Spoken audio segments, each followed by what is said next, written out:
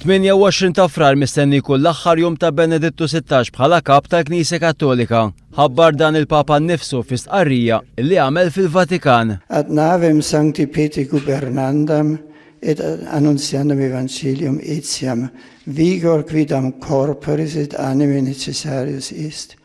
Qui ultimis mensibus in me modo tale minuitur ut incapacitatem meam ad ministerium commissum bene administrandum agnoscere debiam. Qua propter bene consus pontis huius actus plena libertate declaro, me ministerio episcopi Rome, successori Sancti Petri, vi permanens cardinalium, die 11 aprilis bis 15 commissum, renunciare ita da die 28 februari bis 13 hora 20, sedes Rome, sede Sancti Petri vacet, et conclave ad elicendum novum summum pontificem, Episcopus competit convocandum esse. Josef Ratzinger li għandu 85 sena ilu jmexxi l-Knisja Kattolika mit-19 ta' April tas-sena 2005 huwa kien inħatar Papa wara l-mewt ta' Giovanni Paolo II fl-età ta' 78 sena. Ta' dik l-età Ratzinger kien wieħed mill-iktar papiet anzjani li qatt inħatru. Kif iddikjara huwa stess il-kondizzjoni ħażina ta' saħħtu fl-aħħar żmien waslet lill-Papa biex jieħu id-deċiżjoni li jirriżenja.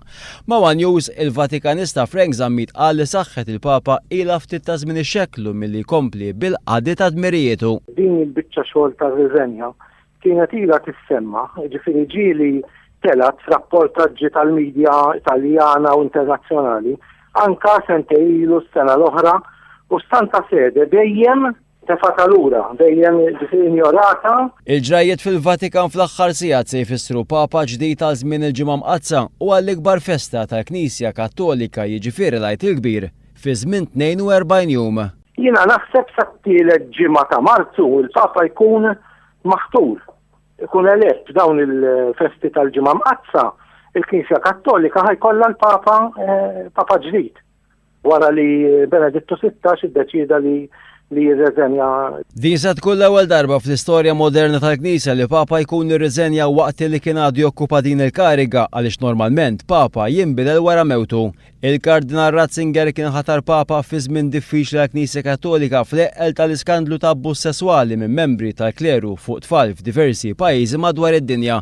Il-Vatikan ikkonferma li l-Papa ħadd deċiżjoni li jirriżenja wara perjodu twil ta' riflessjoni u talb, deċiżjoni li iżda ħasdet lill-ogħla uffiċjali fil-Vatikan.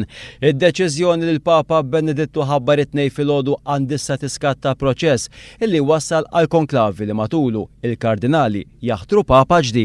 Konklavi soltu ma jistax ma jsirx fiktar minn 3 ġimgħat wara l-funeral tal-Papa. Din id-darba tkun xi ħaġa ġdida għax il-Papa ma mietx, il-Papa reżenja, abdika. Allura rridu naraw hekk il-ħin għal-konklavi u x'sa jiskatta immedjatament ma' 28 ta' frar li ġejn. Kemm ilu jmexxi l-Knisja Kattolika Benedittu 16 jibqa' mfakkar magħna l-Maltin u l-Awċin għal kanonizzazzjoni ta' Dun Ġorġ Preka fit-3 ta' Ġunju tas-sena 2007. F'April 2010 l-Papa Benedittu 16 għamel żjara qasira f'Malta fejn kien anke ltaqa' mal-vittmi ta' abbużi sesswali f'pajjiżna.